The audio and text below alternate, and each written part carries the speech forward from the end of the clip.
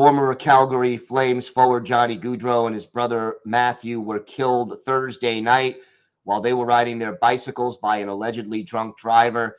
Jess Belmosto of Locked On Flames is here to talk about Johnny Gaudreau's legacy and some memories that she has of him and his time with the Calgary Flames. We've got that and a lot more next on the Locked On NHL podcast.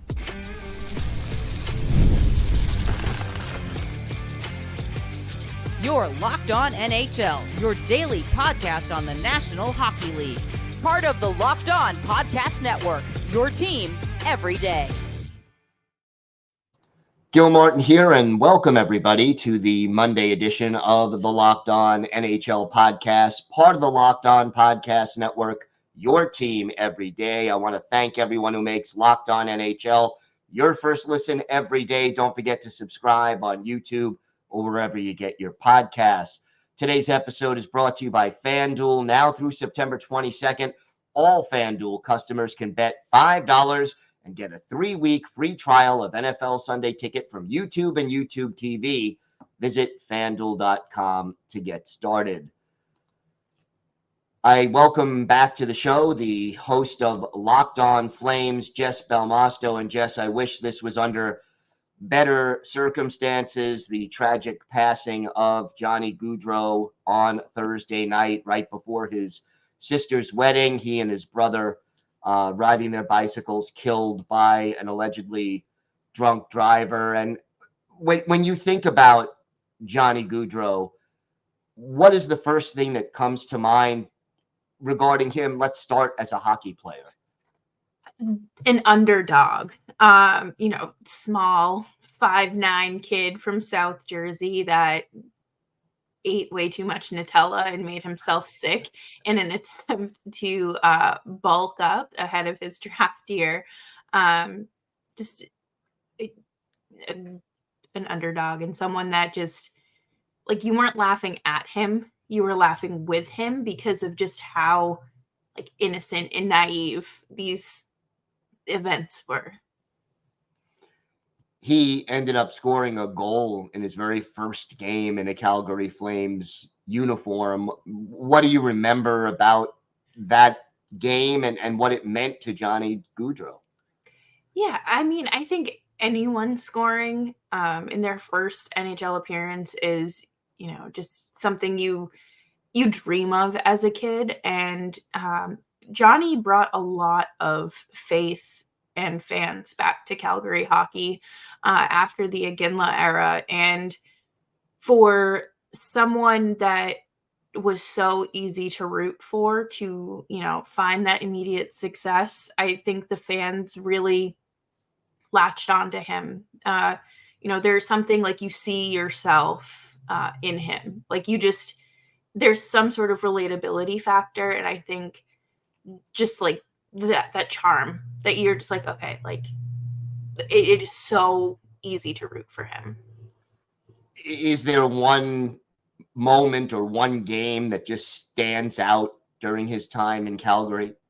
I mean, I would have to say it's the Game 7 overtime winner against Dallas back in 2022, because I mean, that season was unprecedented for the entire roster, but for him to finish the regular season with 115 points and to just be a hero at home and to run down the tunnel to meet his best friend Sean Monahan, who was out due to season-ending hip surgery, and just give him a giant hug. Like, you can't script that.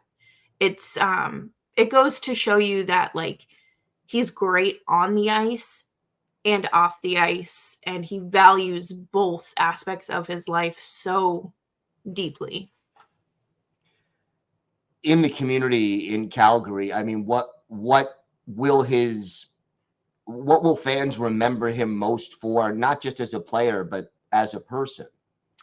I really think it's just him being so family oriented and just being like, there was no ego when it came to Johnny. It didn't matter if it was a game day or an off day, he would, if he saw someone in a Flames jersey, he would, take the time to like acknowledge them and take pictures, stop and talk with them, whatever the case may be. And him and his wife did a lot for the Calgary community. And I think that, even though he did leave in free agency, there was a part in that he'd written in his Player Tribune article that, he wanted to take his family back to Calgary and show his kids, how special the city was, and show them places like the Saddle Dome and the Stampede and the parts of Calgary that, formed him into who he is. How is this tragic occurrence affecting some of his former teammates?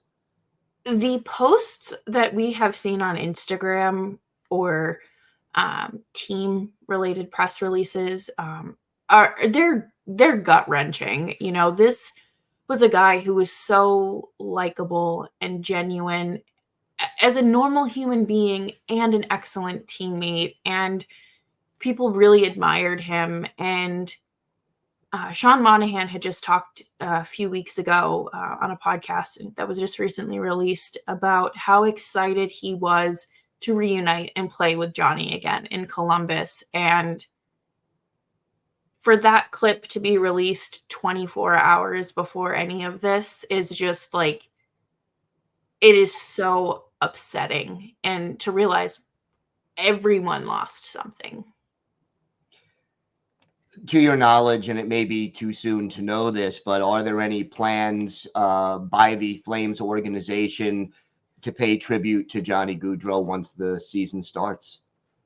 I haven't heard anything, but I do know, I wouldn't be surprised. They have, last season they did right by Chris Snow after he'd passed away. And fans have come together and already said, like, for the home opener, we're all going to wear our Gaudreau jerseys or Gaudreau shirts. There will absolutely be something done by the organization. I don't know what.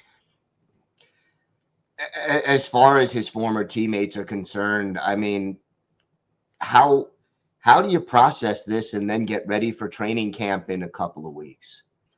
I have no idea, especially for those players in Columbus that also just lost a teammate a few seasons ago. Like, it's, I think, 2 out of the last 3 off seasons.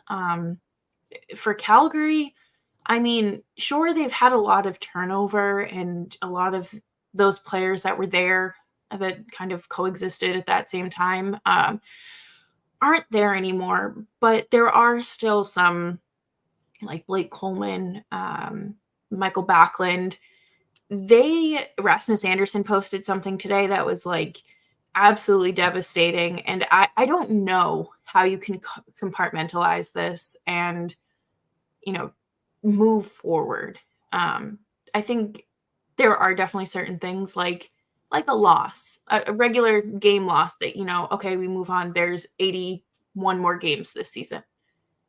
Losing someone to this extent, I think, you can't get through this by yourself. I think that it's times like this where the hockey community really does rally together and show that it doesn't matter who you root for. We're all here for each other. Jess, thanks for doing this. Why don't you tell our viewers and our listeners where they could find the podcast and where they could find you on social media? I'm sure you'll have more coverage of the Johnny Gaudreau situation. Yes, absolutely. So you can find the show wherever you get your podcasts, Locked On Flames on YouTube and your favorite podcast platform. And you can follow me on Twitter, X, whatever you're calling it these days, at Jess Belmosto. And we'll definitely be doing some more memorializing of taking a trip down memory lane with Johnny Gaudreau. All right, Jess, thank you so much. And next time, under better circumstances. I certainly hope so, Gil. Today's episode is brought to you by FanDuel. You've heard us talk a lot about FanDuel, America's #1 sports book. Well, we have something a little different for you. Now through September 22nd, all FanDuel customers can bet $5 and get a 3-week free trial of NFL Sunday Ticket from YouTube and YouTube TV. Then with a YouTube TV base plan, you'll be able to watch every regular season Sunday afternoon out-of-market game.